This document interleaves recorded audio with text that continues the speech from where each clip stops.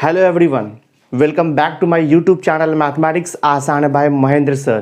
तो आज हम कंटिन्यू कर रहे हैं 11th कॉमर्स मैथमेटिक्स पेपर 1 का chapter number 6 that is determinant.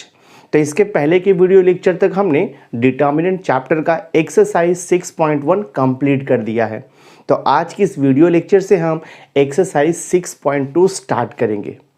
But before starting exercise 6.2, exercise 6.2 solve करने के लिए फ्यू बेसिक कॉन्सेप्ट है। तो पहले हम वो बेसिक कॉन्सेप्ट अच्छे से स्टडी कर लेते हैं, उसके बाद हम एक्सरसाइज के सम सॉल्व करेंगे। So basically exercise 6.2 is based on properties of determinant. So total we have 7 properties of determinant. One by one हम विथ एग्जाम्पल स्टडी करेंगे। तो वीडियो लेक्चर बहुत इंपॉर्टेंट है, एंड तक वीडियो जरूर देखना। सो देखो मैंने यहाँ पे लिखा हुआ है the value of a determinant remains unchanged if its rows and the columns are interchange. तो कोई भी डिटर्मिनेंट आपको दिया है 3/3 का, अगर हम ऑल रोज एंड कॉलम्स को इंटरचेंज कर देंगे तो जो वैल्यू आएगा डिटर्मिनेंट का वो सेम आएगा, वो चेंज नहीं होगा। तो मैं आपको एग्जाम्पल के थ्रू इसे बताता हूँ।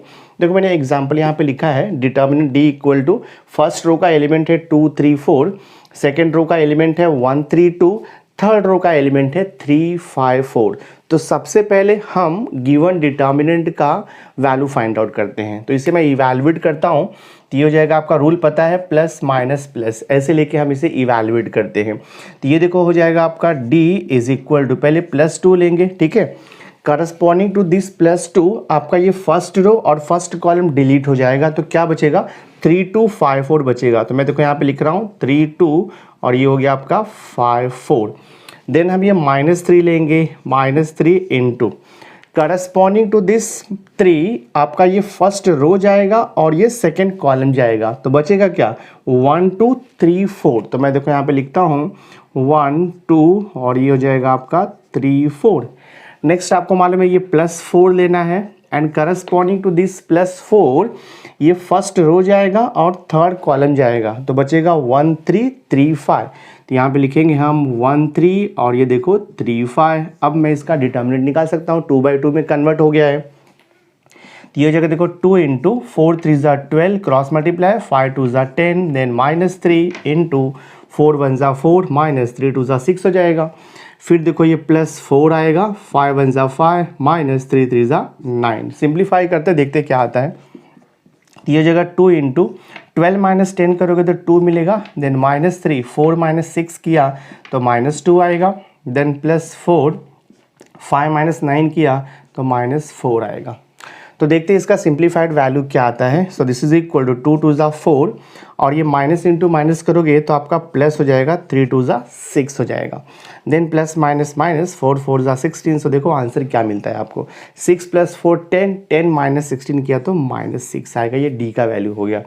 देयरफॉर जो गिवन डिटर्मिनेंट था उसका वैल्यू क्या हो गया, -6 हो गया। अब हम क्या करते हैं, जो आपको 3/3 का डिटर्मिनेंट दिया है उसके रोज एंड कॉलम्स को इंटरचेंज कर लेते हैं, और उसे मैं लिखता हूँ D', ठीक है। देखो मैं लिखता हूँ D'। क्या करना है आपको, सिंपली जो फर्स्ट रो का एलिमेंट है उसे एज अ फर्स्ट कॉलम लिख देना है। ये 2 3 4 है ना, ये फर्स्ट रो का एलिमेंट है तो वो फर्स्ट कॉलम में आप लिख दो 2 3, देखो यहाँ पे 4 लिख दो। और जो सेकेंड रो का एलिमेंट है उसे आप सेकेंड कॉलम बना दो। तो सेकेंड रो का एलिमेंट है 1 3 2, तो सेकेंड कॉलम क्या बन जाएगा आपका 1 3 2 बन जाएगा। थर्ड रो का एलिमेंट क्या है 3 5 4, तो वो थर्ड कॉलम बन जाएगा आपका, दिस इज 3 5 और ये देखो 4 हो जाएगा। अब हम इसे इवैल्यूएट करते हैं, रूल तो पता ही है आपको, दिस इज प्लस माइनस और ये प्लस। देखते क्या आता है, मैं शॉर्टकट से निकालता हूँ। देखो पहले +2 ले लिया, तो corresponding to this 2 first row जाएगा और फर्स्ट कॉलम जाएगा, जो बचेगा उसका क्रॉस मल्टीप्लाई कर लो, 4 3 12 -5 2 10। ऐसे शॉर्टकट से भी कर सकते हो आप, कोई इशू नहीं है दिस वे। उसके बाद फिर ये -1 है तो लिख दो -1। करस्पॉन्डिंग टू दिस -1 आपका फर्स्ट रो जाएगा और ये सेकेंड कॉलम जाएगा, तो बचेगा देखो 3 5 4 4 क्रॉस मल्टीप्लाई कर लो, 4 3 12 हो जाएगा, -5 4 देखो ये 20 हो जाएगा दिस वे। नेक्स्ट अब हम ये +3 लेते हैं तो करस्पॉन्डिंग टू दिस 3 ये फर्स्ट रो जाएगा और ये थर्ड कॉलम जाएगा, तो बचेगा क्या 3 3 4 2 क्रॉस मल्टीप्लाई 3 2 ज़ा 6 हो जाएगा ये, और -4 3 ज़ा जो है ये 12 हो जाएगा दिस वे। देखते हैं आंसर क्या आता है। This is equal to 2 into 12 minus 10 किया तो यहाँ पे आपको 2 मिलेगा, -1 12 माइनस 20 तो -8 हो जाएगा, एंड देन +3 इंटू 6 माइनस 12 तो ये -6 आएगा। सिंप्लीफाई करो तो ये हो गया देखो आपका 4 माइनस माइनस प्लस 8 1 ज़ा 8 और ये प्लस माइनस माइनस 6 3 ज़ा हो गया आपका 18। 8 + 4 12, 12 माइनस 18 किया तो आपको -6 मिल रहा है। तो देखो D डैश का वैल्यू कितना मिला -6 और D का वैल्यू कितना मिला है वो भी -6 मिला है। दैट मीन्स आपको कोई भी डिटर्मिनेंट दिया है 2/2 का दिया है या 3/3 का दिया है, तो अगर हम रो एंड कॉलम के एलिमेंट्स को इंटरचेंज कर देंगे तो वैल्यू चेंज नहीं आता है, सेम वैल्यू आता है। बट आपको ध्यान में रखना है ऑल रो को ऑल कॉलम से इंटरचेंज करेंगे तभी आपको आंसर मिलेगा यहाँ पे। तो हमने क्या किया, फर्स्ट रो को देखो फर्स्ट कॉलम से इंटरचेंज कर दिया, सेकेंड रो को सेकेंड कॉलम से इंटरचेंज कर दिया, और थर्ड रो को थर्ड कॉलम से इंटरचेंज कर दिया, तो हमें वैल्यू जो है डिटर्मिनेंट का वो सेम मिला -6 और ये -6। तो आई होप आपको ये फर्स्ट प्रॉपर्टी अंडरस्टैंड हो गया रहेगा अच्छी तरह से। अब देखते हैं सेकंड प्रॉपर्टी क्या है डिटर्मिनेंट का। तो डिटर्मिनेंट का देखो सेकंड प्रॉपर्टी है, इफ़ एनी टू रो, कोई भी दो रो, हाँ, इफ़ एनी टू रो और any two column of a determinant are identical then the value of the determinant is 0। तो कोई भी दो रो या तो कोई भी दो कॉलम अगर सेम रहेगा यानी कि सेम एलिमेंट रहेगा, जैसे कि फर्स्ट और सेकंड रो में सेम एलिमेंट है या तो फिर फर्स्ट और थर्ड कॉलम में सेम एलिमेंट है, तो वैल्यू ऑफ द डिटर्मिनेंट 0 होता है। तो इसे भी हम एग्जाम्पल के थ्रू एक्सप्लेन करते हैं। देखो तो मैंने यहाँ पे एग्जाम्पल लिखा है, देखो 1 2 4 ये फर्स्ट रो का एलिमेंट है, 2 -1 3 सेकेंड रो का एलिमेंट है, 1 2 4 ये थर्ड रो का एलिमेंट है। तो अगर आप ठीक से ऑब्जर्व करोगे तो यहाँ पर देखो फर्स्ट रो का एलिमेंट और थर्ड रो का एलिमेंट सेम है यानी कि आइडेंटिकल है। फर्स्ट रो का एलिमेंट है 1 2 4 और थर्ड रो का एलिमेंट है 1 2 4, तो first and third row identical है।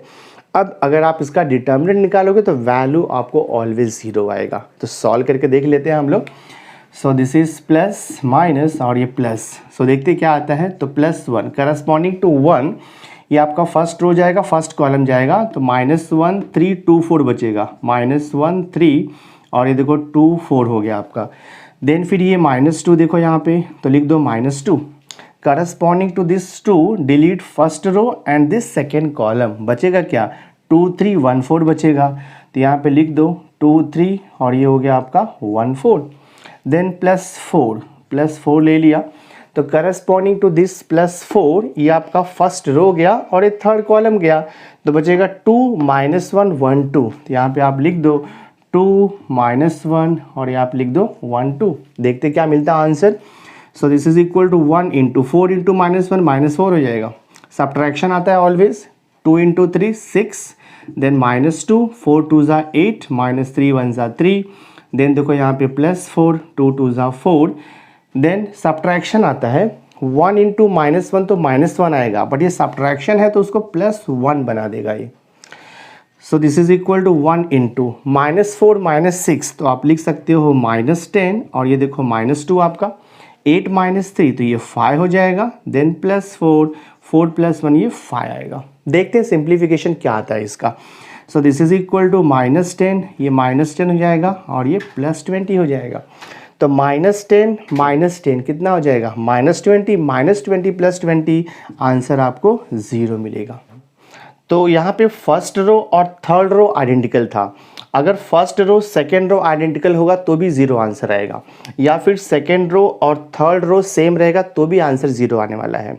अगर आप कॉलम वाइज कंसीडर करोगे तो अगर आपको फर्स्ट कॉलम और सेकेंड कॉलम का एलिमेंट सेम रहेगा तो भी आंसर 0 आएगा डिटर्मिनेंट का, या तो फिर सेकेंड कॉलम या थर्ड कॉलम सेम होना चाहिए, या तो फर्स्ट और थर्ड कॉलम सेम होना चाहिए। तो कोई भी दो कॉलम या तो कोई भी दो रो अगर सेम रहेगा तो उसका डिटर्मिनेंट वैल्यू ऑलवेज 0 आता है। विदाउट सॉल्व किए आप आंसर बता सकते हो। तो ये सेकंड प्रॉपर्टी बहुत ही इंपॉर्टेंट था, मैंने आपको एक्सप्लेन कर दिया। नाउ सी प्रॉपर्टी नंबर 3 देखते, देखो हम लोग यहाँ पे प्रॉपर्टी 3 आपको दिया है, इफ़ एनी टू रो और any two column of a determinant are interchange then the value of the determinant changes by sign only. यानी कि अगर हम किसी डिटर्मिनेंट के सिर्फ 2 रो या फिर 2 कॉलम को इंटरचेंज करेंगे तो वैल्यू ऑफ डिटर्मिनेंट चेंज होगा बाय साइन।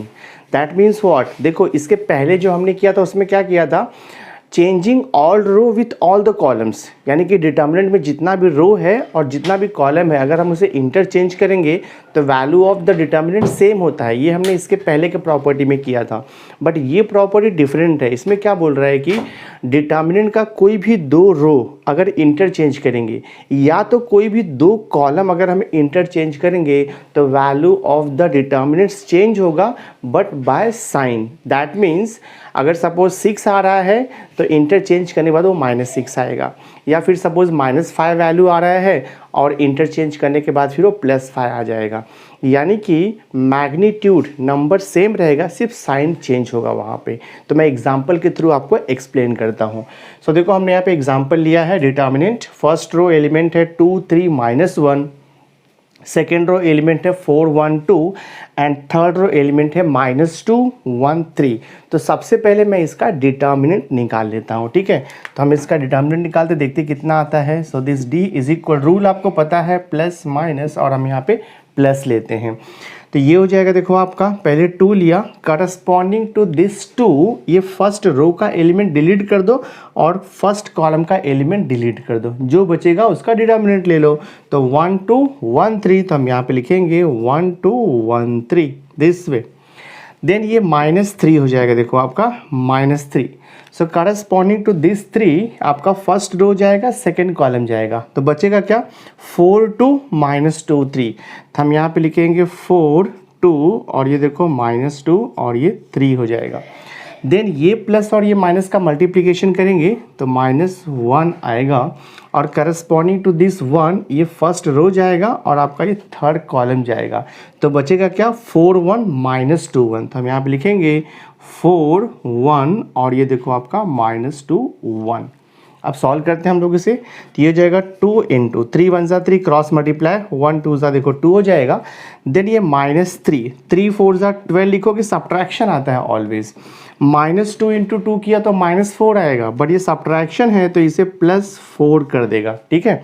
फिर ये देखो -1, देन 4 × 1 देखो 4 आएगा, फिर सब्ट्रैक्शन आता है -2 × 1 -2 आएगा, बट ये सब्ट्रैक्शन है तो इसे भी +2 हो जाएगा।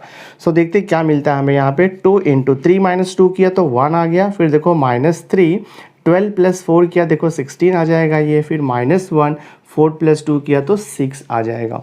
So this is equal to 2 -16 3 ज़ा 48 हो जाएगा, और ये देखो -6 आपका कितना आंसर आता है 48 -6 करेंगे तो 42 आएगा।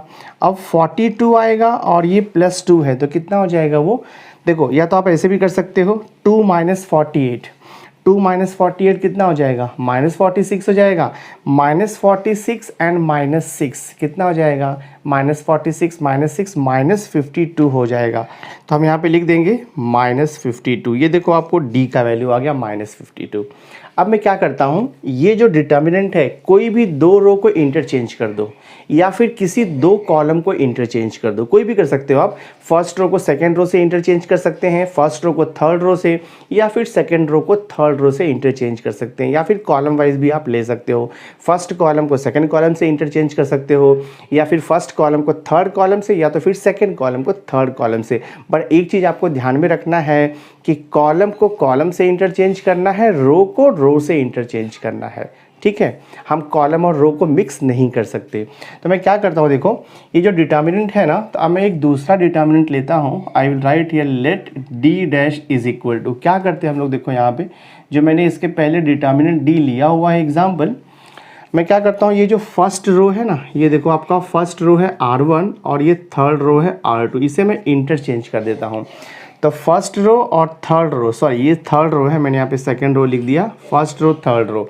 तो फर्स्ट रो और थर्ड रो के एलिमेंट को इंटरचेंज कर देते हैं हम लोग। कोई भी दो रो को इंटरचेंज करो या कोई भी दो कॉलम को इंटरचेंज करो, प्रॉपर्टी वैलिड रहेगा सबके लिए ये। तो मैं फर्स्ट और थर्ड रो को चेंज करता हूँ। तो फर्स्ट रो देखो 2 3 -1 है, इसके प्लेस पे क्या आएगा -2 1 3 आएगा। तो मैं लिख देता हूँ -2 और यहाँ पे 1 और ये देखो 3 आएगा। Second row as it is रहेगा 4 1 2, इसमें कोई भी चेंजेस नहीं होगा, 4 1 2, ठीक है। अभी जो थर्ड रो है इसके प्लेस पे क्या आएगा आपका 2 3 -1 आएगा। तो लिख दो यहाँ पे 2 3 -1। अब हम इसका डिटर्मिनेंट निकालते हैं। हमने क्या किया, फर्स्ट और थर्ड रो को इंटरचेंज करके एक न्यू डिटर्मिनेंट बना दिया डी डैश।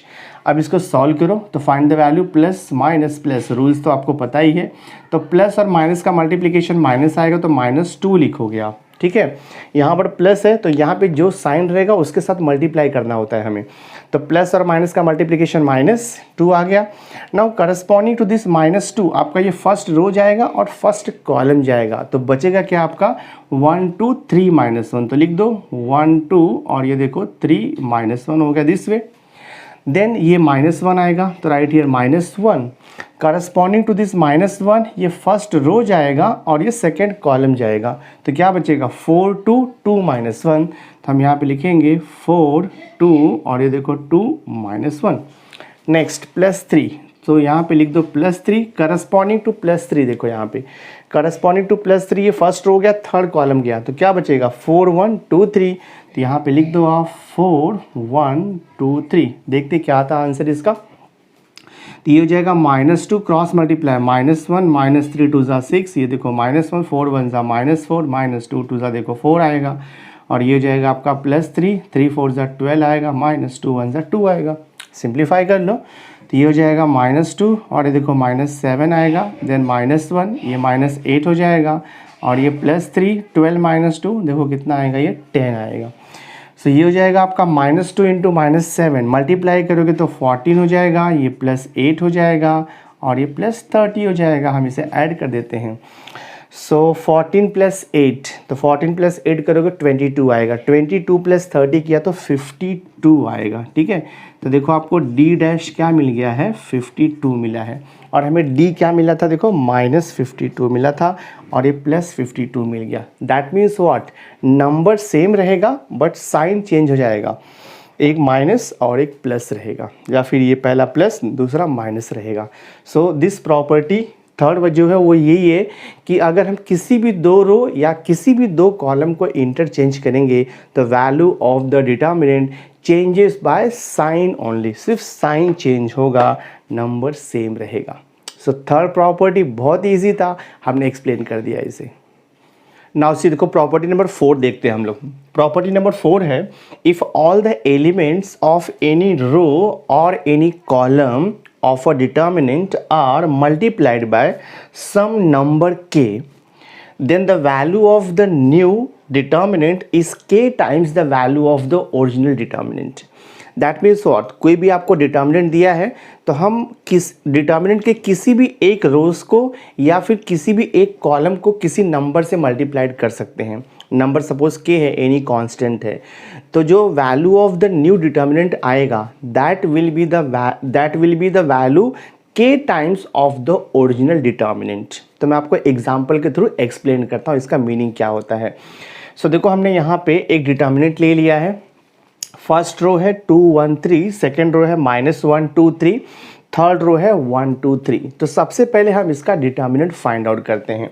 सो देखते हैं इसका डिटर्मिनेंट क्या आता है। रूल तो आपको पता ही है, plus minus plus. So this d is equal to +2 आएगा। करस्पॉन्डिंग टू दिस +2 आपका फर्स्ट रो फर्स्ट कॉलम का एलिमेंट डिलीट हो जाएगा। फर्स्ट रो गया, फर्स्ट कॉलम गया, बचा 2 3 2 3। तो मैं यहाँ पे लिख देता हूँ 2 3 और देखो यहाँ पे आएगा ये 2 3। देन ये -1, तो right here -1 corresponding to this 1 delete first row and second column. तो क्या बचेगा -1 3 1 3। तो लिखता हूँ मैं यहाँ पे -1 3 और ये देखो 1 3। देन +3 है तो राइट हियर +3। तो corresponding to this +3 delete first row third column. तो क्या बचेगा -1 2 1 2। तो राइट हियर -1 2 और यहाँ पे लिख दो आप 1 2 दिस वे। देखते क्या वैल्यू आता है इसका। So this is equal to 2 times 3 2 ज़ा 6 माइनस 2 3 ज़ा 6 और ये देखो -1 3 इंटू -1 -3 -1 इंटू 3 देखो 3 आएगा। फिर यहाँ पे देख लो ये +3 है, 2 इंटू -1 तो -2 आएगा, -1 इंटू 2 तो ये 2 आ जाएगा। So this is equal to 2 into 6 -6 देखो 0 हो जाएगा, -1 इंटू -3 -6 होता है तो लिख दो यहाँ पर -6। फिर ये देखो आपका +3 है, -2 ये आपको दे देगा -4। देखते क्या आता है। सो 2 इंटू 0 0 हो गया, -1 इंटू -6 मल्टीप्लाई किया तो +6 हो जाएगा और ये प्लस माइनस माइनस 3 4 हो जाएगा 12। तो आपको आंसर कितना मिल रहा है 6 - 12, तो यू विल गेट हियर -6। तो ये देखो जो ओरिजिनल डिटर्मिनेंट का वैल्यू है -6। अब अकॉर्डिंग टू प्रॉपर्टी हम क्या करते हैं, डिटर्मिनेंट के किसी भी एक रो को या फिर किसी एक कॉलम को किसी नंबर से मल्टीप्लाई कर सकते हैं। तो देखते हैं वैल्यू ऑफ द डिटर्मिनेंट क्या आता है। तो सेम डिटर्मिनेंट को मैं क्या करता हूँ, मैं देखो जो फर्स्ट रो है ना, I am writing here multiply, ठीक है, मल्टीप्लाई R1 बाय 2, चलो मैं ले लेता हूँ, कोई भी नंबर ले सकते हो आप। फर्स्ट रो को 2 से मल्टीप्लाई कर रहा हूँ मैं, आप सेकेंड रो को भी 2 से मल्टीप्लाई कर सकते हो, आप थर्ड रो को भी 2 से मल्टीप्लाई कर सकते हो, या फिर आप फर्स्ट कॉलम को 2 से मल्टीप्लाई कर सकते हो, या फिर सेकेंड कॉलम को 2 से मल्टीप्लाई कर सकते हो, या तो फिर थर्ड कॉलम को 2 से आप मल्टीप्लाई कर सकते हो। किसी भी एक रो या किसी भी एक कॉलम्स को हम किसी भी नंबर से मल्टीप्लाई कर सकते हैं, ठीक है, ये रूल है डिटर्मिनेंट का। तो सेम डिटर्मिनेंट को मैं क्या करता हूँ, जो फर्स्ट रो है उसको मैं 2 से इंटू कर देता हूँ। सो देखो ये हो जाएगा आपका d इज इक्वल टू, तो मैं इसको d डैश ले लूँगा, ठीक है, बिकॉज 2 से मल्टीप्लाई कर रहे हैं हम लोग। सो मैं यहाँ पे लिखता हूँ, देखो 2 इंटू डिटर्मिनेंट क्या दिया है आपको, यहाँ पे 2 1 और ये 3 है, देन यहाँ पे -1 2 और यहाँ पर देखो 3 दिया हुआ है और ये देखो 1 2 3 है, ठीक है। जैसे मैंने आपको बताया 2 से मल्टीप्लाई करना है तो आप फर्स्ट रो को मल्टीप्लाई कर सकते हो, या तो फिर सेकंड या तो फिर थर्ड रो को, या फिर फर्स्ट कॉलम को मल्टीप्लाई करो, या तो फिर सेकंड कॉलम या तो फिर थर्ड कॉलम, बट हम एक को ही मल्टीप्लाई कर सकते हैं, आइदर एनी वन कॉलम और एनी वन रो।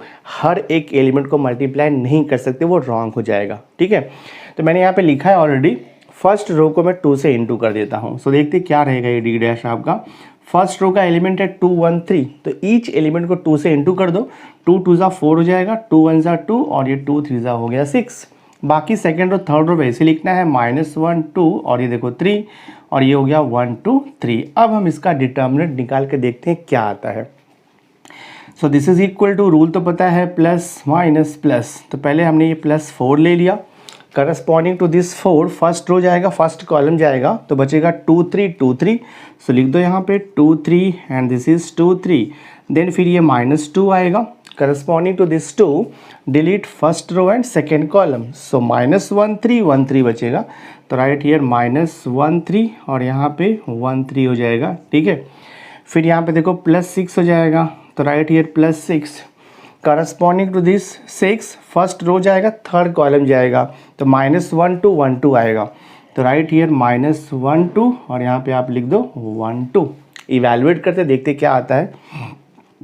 ये हो जाएगा 4 इंटू 3 2 ज़ा 6 -2 3 ज़ा 6 -2 3 1 ज़ा -3 -3 1 ज़ा 3, देन ये हो जाएगा आपका +6 -2 और ये -2।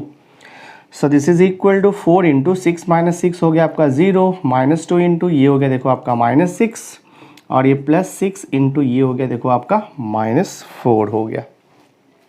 So this is equal to 0 हो जाएगा और ये +12 हो जाएगा और ये -6 4 से कितना होता है 24, तो 12 - 24 करेंगे तो कितना मिलेगा आपको, यहाँ पे 12 - 24 किया तो -12 मिलेगा। ये वैल्यू हो गया आपका d डैश का, ठीक है। और हमें d कितना मिला था, देखो d हमें -6 मिला था, तो हमने क्या किया, d को फर्स्ट रो को 2 से इंटू किया, देखो यहाँ पर। तो अगर मैं ये जो वैल्यू मिला है d का -6, अगर मैं उसे 2 से इंटू करूँगा तो देखो -12 मिल जा रहा है। वही इस प्रॉपर्टी का मीनिंग है। दैट मीन्स अगर हम डिटर्मिनेंट के किसी भी रो या फिर किसी भी एक कॉलम को अगर हम किसी कांस्टेंट के यानी कि किसी नंबर से मल्टीप्लाई करते हैं तो जो original value of the determinant है ना उसका k टाइम्स हो जाएगा। तो ये देखो आपका original value of the determinant है -6, मैंने क्या किया 2 से इंटू किया, तो -6 का इंटू 2 करोगे देखो यहाँ पे -12 आ गया। So this is the fourth property, बहुत ही इंपॉर्टेंट है, हमने एक्सप्लेन कर दिया इसे।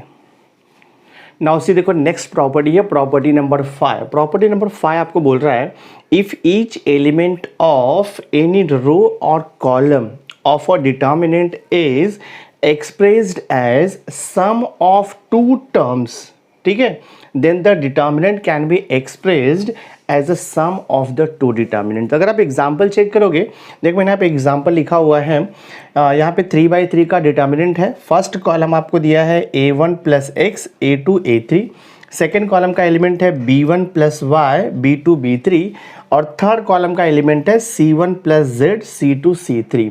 तो यहाँ पे अगर आप ठीक से ऑब्जर्व करोगे तो जो फर्स्ट रो का एलिमेंट है, फर्स्ट रो का एलिमेंट जो है वो सम ऑफ द टू नंबर है। एक हो गया आपका देखो यहाँ पे a1, दूसरा नंबर हो गया x, दोनों का सम है। यहाँ पर देखो b1 और y दोनों का सम है, c1 और ये z दोनों का सम है यहाँ पे। दैट मीन्स फर्स्ट रो का ईच एलिमेंट दो नंबर का एडिशन है। So this can be expressed as the sum of the two individual determinant। मैं आपको लिख के बताता हूँ। This is equal to, simply क्या करना है आपको, ये फॉर्मेट को आपको दो डिटर्मिनेंट में कन्वर्ट करना है, टू डिटर्मिनेंट में कन्वर्ट करना है। सो देखो यहाँ पे क्या आएगा, पहला देखो यहाँ पे एलिमेंट है ये a1 है, फिर ये a2 है, फिर ये a3, हम स्प्लिट कर देंगे, ठीक है। फिर ये x को नहीं लिखेंगे हम, यहाँ पर b1 b2 b3 लिखेंगे। देखो b1 b2 b3 लिखेंगे, और यहाँ पर आएगा आपका c1 c2, और यहाँ पे लिखोगे आप c3, और ऑलवेज यहाँ पर आप प्लस लिखोगे। उसके बाद देखो नेक्स्ट डिटर्मिनेंट क्या आएगा, हमने ये a1 a2 a3 ले लिया है, अब हम ये x को लेंगे, तो ये हो जाएगा आपका x, और ये देखो आपका a2 और ये a3 ऐसे ही रहेगा। देन हमने b1 को लिया था पहले, तो अभी हम y को लेंगे, तो y, और ये देखो b2 और ये b3 ऐसे ही रहेगा। इसके पहले हमने देखो c1 को लिया था, तभी हम ये z को लेंगे, तो ये हो जाएगा आपका z, और ये c2 और ये c3, this way. That means what, इसका जो डिटर्मिनेंट वैल्यू आएगा that will be same as इसका डिटर्मिनेंट वैल्यू प्लस इसका डिटर्मिनेंट वैल्यू। तो आप इसका डिटर्मिनेंट वैल्यू निकालोगे और इसका डिटर्मिनेंट वैल्यू निकालोगे, ऐड करोगे, तो जो वैल्यू ऑफ द डिटर्मिनेंट आएगा that will be same as the value of this original determinant. तो ये हो गया आपका प्रॉपर्टी नंबर 5। नाउ सी देखो प्रॉपर्टी नंबर 6 है। अभी प्रॉपर्टी नंबर 6 देखो क्या बोल रहा है, if each element of any row और column of a determinant is multiplied by some constant and these products are added to the corresponding element of any other row or column, then the value of the determinant remains unchanged। तो theory तो आपको नहीं समझा रहेगा, but मैं आपको example से explain करता हूँ कि एग्जैक्टली क्या इसका मीनिंग है। तो देखो मैंने यहाँ पे 3/3 का एक डिटर्मिनेंट ले लिया है, 2 3 4 1 3 2 3 5 4। तो सबसे पहले मैं इसका डिटर्मिनेंट निकाल लेता हूँ, ठीक है। तो इसका डिटर्मिनेंट क्या आएगा, देखो प्लस माइनस प्लस, ठीक है। सो ये हो जाएगा आपका d इज इक्वल टू, पहले 2 लिया, मैं शॉर्टकट से सॉल्व करता हूँ, जल्दी हो जाएगा। देखो पहले +2 ले लिया, करस्पॉन्डिंग टू 2 देखो आपका ये फर्स्ट रो जाएगा, फर्स्ट कॉलम जाएगा, जो बचा है उसका क्रॉस मल्टीप्लिकेशन कर लो, 4 3 देखो 12 हो जाएगा, माइनस 5 2 10 हो जाएगा। देन ये -3 लिख दोगे आप। नाउ करस्पॉन्डिंग टू दिस -3 ये फर्स्ट रो जाएगा और ये सेकंड कॉलम जाएगा, तो बचेगा क्या आपका 1 2 3 4 बचेगा। तो 4 1 4 कर दो, -3 2 6 कर दो। देन यहाँ पे +4 हो जाएगा, सो +4 ले लिया। करस्पॉन्डिंग टू दिस +4 ये फर्स्ट रो जाएगा, थर्ड कॉलम जाएगा, तो बचेगा क्या आपका 1 3 3 5 बचेगा। तो 5 1 5 -3 3 9। देखते हैं वैल्यू कितना आता है इसका। तो ये हो जाएगा 2 × 12 - 10 किया तो हमें यहाँ पे 2 मिलेगा। देन -3 4 - 6 किया तो -2 आएगा। फिर यहाँ पे देखो +4 है, 5 - 9 किया तो -4 आएगा। So this is equal to 2 2 4, minus minus हो जाएगा प्लस, 3 2 6 हो जाएगा, प्लस माइनस माइनस 4 4 हो जाएगा 16। देखते क्या आता है, 6 + 4 10 आएगा। 10 - 6 किया तो आपको देखो -6 मिल रहा है। तो d का वैल्यू हमें कितना मिला, -6।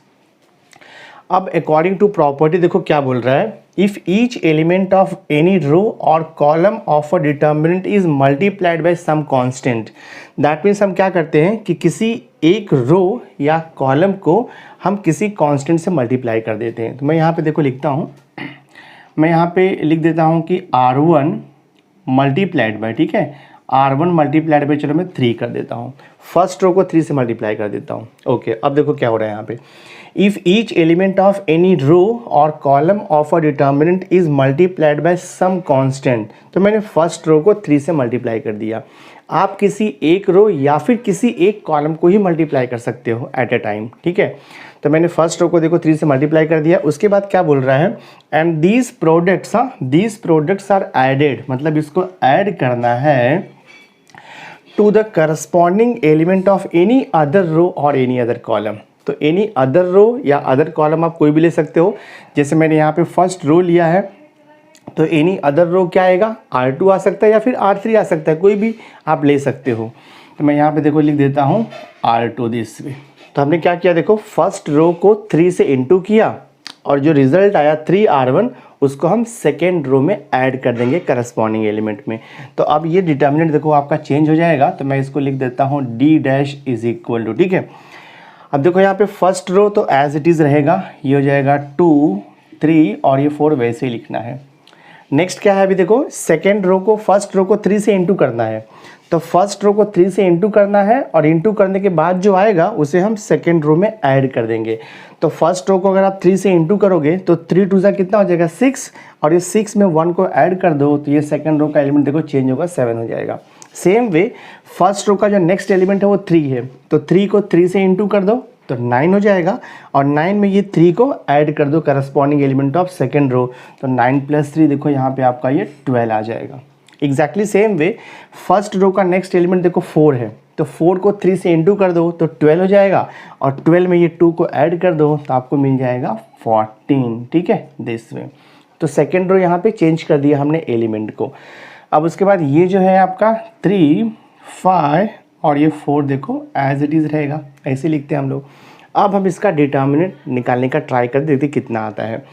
सो दिस इज इक्वल टू हो जाएगा, रूल आपको मालूम है प्लस माइनस प्लस, तो मैं शॉर्टकट से निकालता हूँ। पहले 2 ले लिया, फर्स्ट कॉलम गया, फर्स्ट रो गया, तो 12 × 4 करोगे 48 हो जाएगा, माइनस 14 5 70 हो जाएगा ये, फिर -3 लिया हमने, करस्पॉन्डिंग टू 3 फर्स्ट रो गया, सेकेंड कॉलम गया, तो 7 4 कितना हो जाएगा ये 28 हो जाएगा, सब्ट्रैक्शन 14 3 42 हो जाएगा, दिस वे।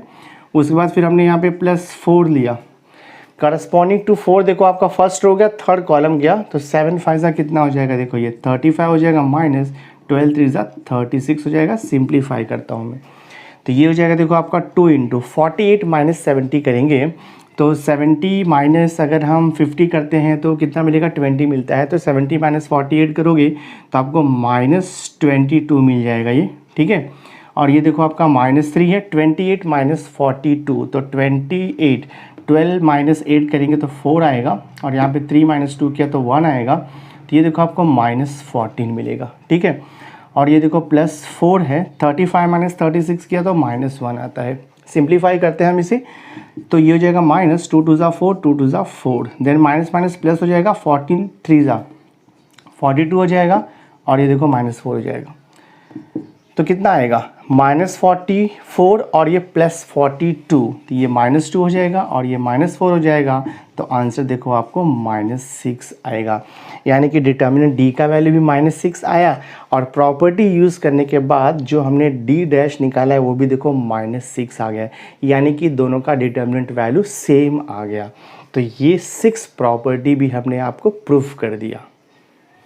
नाउ सी देखो लास्ट प्रॉपर्टी है प्रॉपर्टी नंबर 7। प्रॉपर्टी नंबर 7 देखो दिया है, इसे हम बोलते हैं ट्रायंगल प्रॉपर्टी भी हम लोग इसे बोलते हैं, ठीक है। तो देखो यहाँ पे लिखा हुआ है, if all the elements above और below the main diagonal of a determinant are 0 then the value of the determinant is equal to the product of its diagonal element. इसका मीनिंग क्या हुआ, अब देखो जैसे मैंने यहाँ पे एग्जाम्पल लिया हुआ है, ये 3/3 का डिटर्मिनेंट है, राइट ना। 3/3 मीन्स 3 रो एंड 3 कॉलम है। सो 3/3 रो में ये जो देखो एलिमेंट है 1 -1 3, these elements are known as the diagonal element. इसे हम बोलते हैं डायगोनल एलिमेंट। अगर मैंने ये लिया ना 3 -1 0, तो ये डायगोनल एलिमेंट नहीं रहेगा, उसे हम बोलते हैं नॉन डायगोनल एलिमेंट। तो आपका डायगोनल एलिमेंट क्या होगा 1 -1 3, ये आपका डायगोनल एलिमेंट होगा। सो डायगोनल एलिमेंट के बिलो जितना भी एलिमेंट है, अब ये देखो डायगोनल एलिमेंट के बिलो कितना 3 एलिमेंट है ना, और तीनों भी 0 होना चाहिए। तो डायगोनल एलिमेंट के बिलो अगर जितना भी एलिमेंट है अगर वो 0 होगा तो इसका डिटर्मिनेंट आप डायरेक्ट निकाल सकते हो। क्या करना रहता है, ये जो डायगोनल एलिमेंट है 1 -1 और तीनों का मल्टीप्लिकेशन आ जाएगा, तो ये हो जाएगा आपका 1 मल्टीप्लाइड बाय -1 मल्टीप्लाइड बाय 3, तो आपको आंसर मिल जाएगा -3, डायरेक्ट आंसर आ जाएगा। अगर आप इसे नॉर्मल वे से इवेलुएट करोगे प्लस माइनस प्लस लेकर के, तो आपको यही एग्जैक्ट आंसर आएगा। तो आप ये चेक कर सकते हो। एग्जैक्टली सेम वे देखो, मैंने एक और यहाँ पे एग्जांपल लिया है डिटर्मिनेंट डी डैश, तो मैंने यहाँ पे लिखा है 1 0 0 फिर 3 5 0 2 -2 1। तो यहाँ पर देखो 1 5 1 ये क्या है, डायगोनल एलिमेंट है। ठीक है, मैंने आपको जैसे बताया है कि डायगोनल एलिमेंट ऑलवेज ये वे से रहेगा, ये वे से नहीं ले सकते हम diagonal element. 0 5 2 these are not the diagonal element. तो डायगोनल एलिमेंट क्या रहेगा आपका, 1 5 1 रहेगा। तो डायगोनल एलिमेंट के अबाव मतलब 3 ही एलिमेंट रहेगा। तो डायगोनल एलिमेंट के अबाव अगर तीनों एलिमेंट का वैल्यू 0 है, यहाँ पर भी देखो वैसे ही है, डायगोनल एलिमेंट के बिलो तीनों भी एलिमेंट का वैल्यू 0 है, तो इसका डिटर्मिनेंट आपको डायरेक्ट मिल जाएगा। सिंपली क्या करना है, डायगोनल एलिमेंट का मल्टीप्लिकेशन कर देना है। तो 1 × 5 × 1, तो आंसर आपको मिल जाएगा 5। अगर आप इसका नॉर्मल वे से डिटर्मिनेंट निकालोगे तो एग्जैक्ट यही सेम आंसर आएगा। तो बहुत ही इंपॉर्टेंट प्रॉपर्टी है, हमने इसे एक्सप्लेन कर दिया। So my dear student, through this video lecture हमने एक्सरसाइज 6.2 से रिलेटेड जितने भी प्रॉपर्टीज़ थी डिटर्मिनेंट के, टोटल 7 प्रॉपर्टीज़ थी, ऑल प्रॉपर्टीज़ हमने विद एग्जांपल आपको एक्सप्लेन करके दे दिया है। तो नेक्स्ट वीडियो लेक्चर में हम एक्सरसाइज 6.2 स्टार्ट करेंगे। सो आई होप आज का ये वीडियो लेक्चर आपको अंडरस्टैंड हुआ रहेगा। वीडियो अच्छा लगा होगा, इसे लाइक ज़रूर करना, मैक्सिमम स्टूडेंट्स को शेयर कर देना, और अगर अभी तक आपने मेरे चैनल को सब्सक्राइब नहीं किया है तो सब्सक्राइब करके बेल आइकन जरूर प्रेस कर देना, सो दैट मैं जो भी लेटेस्ट वीडियो बनाऊंगा उसकी नोटिफिकेशन आपको टाइम टू टाइम मिलती रहेगी। So thanks for being with me, मिलते हैं नेक्स्ट लेक्चर में।